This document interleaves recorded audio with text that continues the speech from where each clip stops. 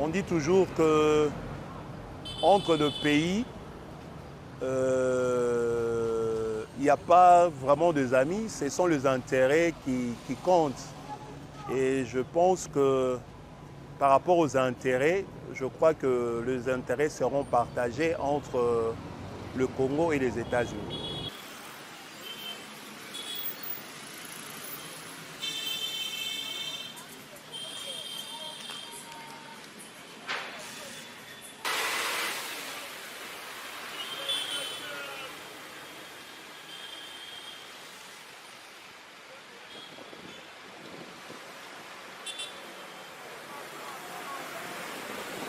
Le monde actuellement est en concurrence. Vous voyez, il y a la Chine qui se positionne. Alors, les États-Unis aussi voient la Chine avoir une position parce que la Chine est en train de créer une certaine ascendance sur le plan économique actuellement au monde. Alors, les États-Unis se sont vus aussi, quelque part, ils ont ces relations aussi l'Afrique. Alors, raison pour laquelle ils veulent aussi reconquérir aussi l'Afrique. Donc, pour moi, c'est dans ce sens-là. C'est-à-dire qu'ils veulent être aussi en concurrence avec la Chine. Donc voilà, c'est ça en fait.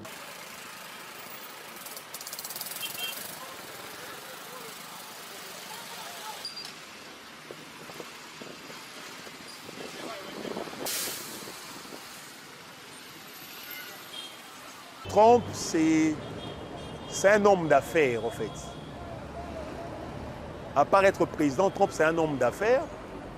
Et ce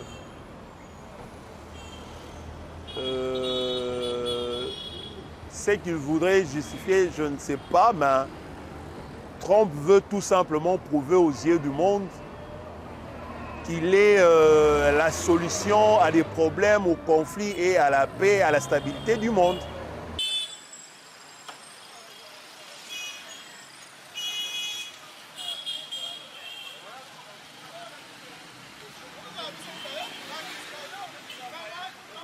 Selon moi, ce n'est pas du colonialisme, parce qu'on en a connu avec les Belges qui nous ont colonisés.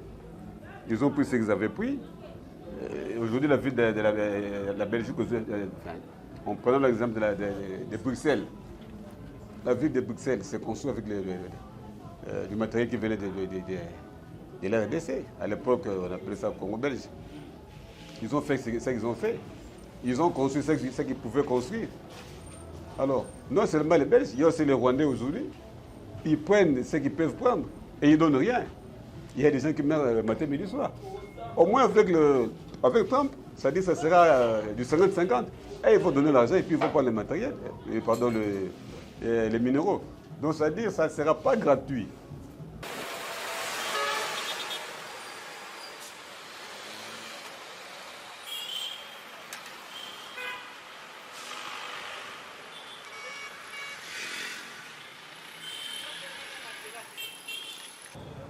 Les Africains n'ont jamais été libres en quelque sorte.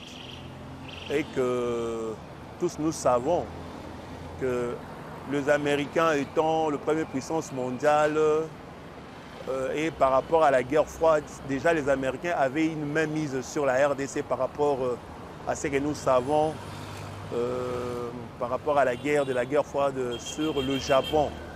Le bombe Hiroshima et Nagasaki. Le produit de ces bombes-là venait de la RDC.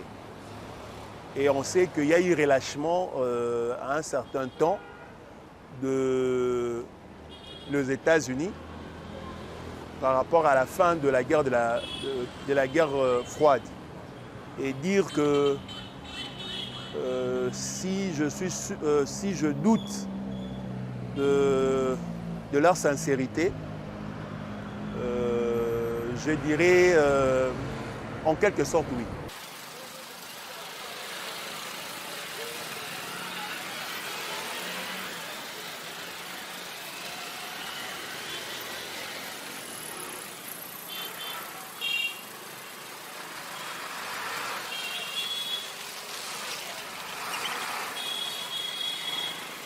On a fait un appel.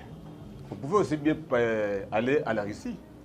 Mais le problème, c'est quoi? Il faut faire aussi les rapports de force. Ça dit quoi? Les Chinois, nous avons l'exemple des Chinois ici.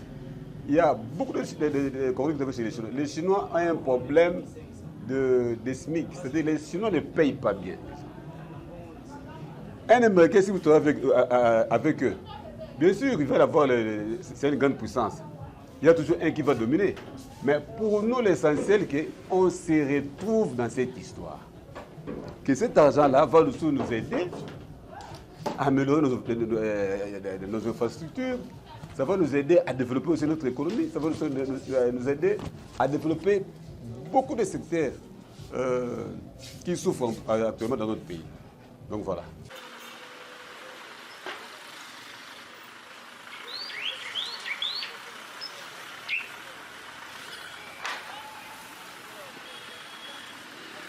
Les accords de paix entre la RDC et le Rwanda, avec la participation des États-Unis, je crois que c'est un deal à caractère commercial. Et le deal à caractère commercial, c'est un contrat au fait. C'est un contrat d'exploitation. Et le contrat a une durée indéterminée ou à durée déterminée. Je ne sais pas, on n'a pas précisé si le contrat était à durée indéterminée ou déterminée. Mais je pense que si c'était à une durée déterminée, les Américains vont chercher à renouveler leur contrat. Et je pense que pendant tout ce moment où les États-Unis vont exploiter nos minéraux, et que pendant cette accalmie qu'on aura dans le pays, je ne pense pas que la RDC va rester bras croisés. La RDC va essayer aussi de se renforcer militairement, d'essayer aussi de voir le mécanisme pour protéger nos frontières, notre pays.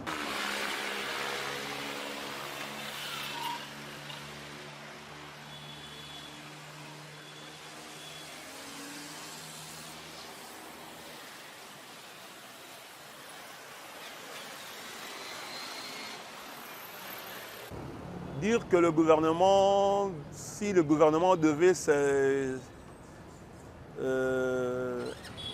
refuser l'ingérence étrangère, au départ d'abord on dit que chaque pays est souverain. Chaque pays est souverain.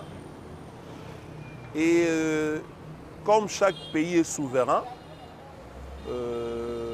la logique veut qu'aucun autre pays ne puisse venir imposer ou s'ingérer dans les affaires de l'autre. Mais étant des Africains, on s'est dit toujours que quand le torchon brille chez le voisin, on demande toujours le secours. Et quand on appelle secours, il y a secours et s'ingérer. S'ingérer, c'est imposer. Et la manière dont on considère la chose, quand on est dans une position de faiblesse et que nous-mêmes, on n'arrive pas à se défendre ou à régler notre situation, et que quand on appelle le voisin, ou quand le voisin, étant préoccupé de ce qui se passe chez toi et qu'il vient te porter main forte, à toi de voir si tu trouves que cette intervention, c'est une intervention forcée ou c'est juste une aide de la part de ton voisin.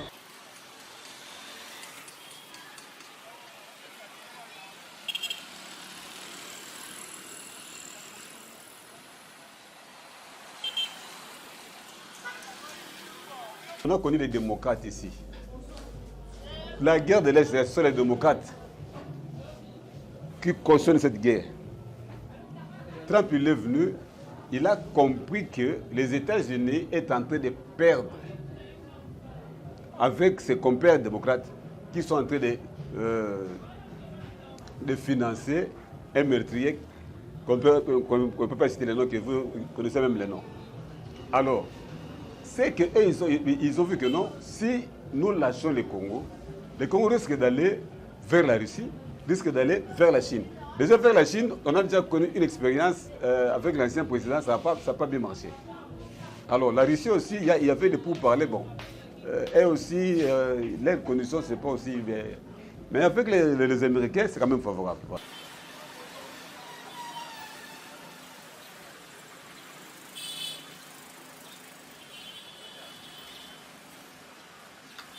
On ne vient pas prendre le minerai, on vient exploiter. Les Américains vont exploiter nos minéraux. Et je crois en contrepartie, la RDC va bénéficier de quelque chose. Parce que quand les Américains vont venir pour exploiter le minerai, je crois qu'ils vont vouloir sécuriser les endroits où ils viendront pour exploiter le minerai. Et je suis sûr et certain, le fait de venir exploiter nos minéraux, que ce soit à l'est, que ce soit au centre ou à l'ouest de la RDC, s'ils venaient pour exploiter le minerai, ils vont sécuriser l'endroit. Et je suis sûr et certain, par là, le Congo va bénéficier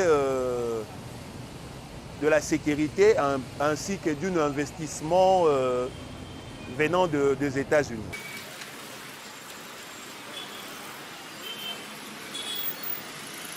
Hein, la République démocratique du Congo est un pays souverain. Nous avons acquis notre souveraineté depuis 1960, le 30 juin 1960.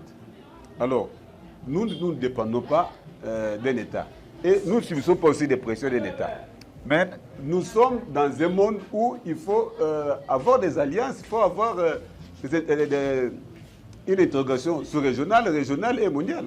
Donc le monde évolue, mais nous sommes un État souverain. Mais c'est à nous maintenant d'avoir où mettre les pieds et comment marcher. Donc voilà, c'est ça.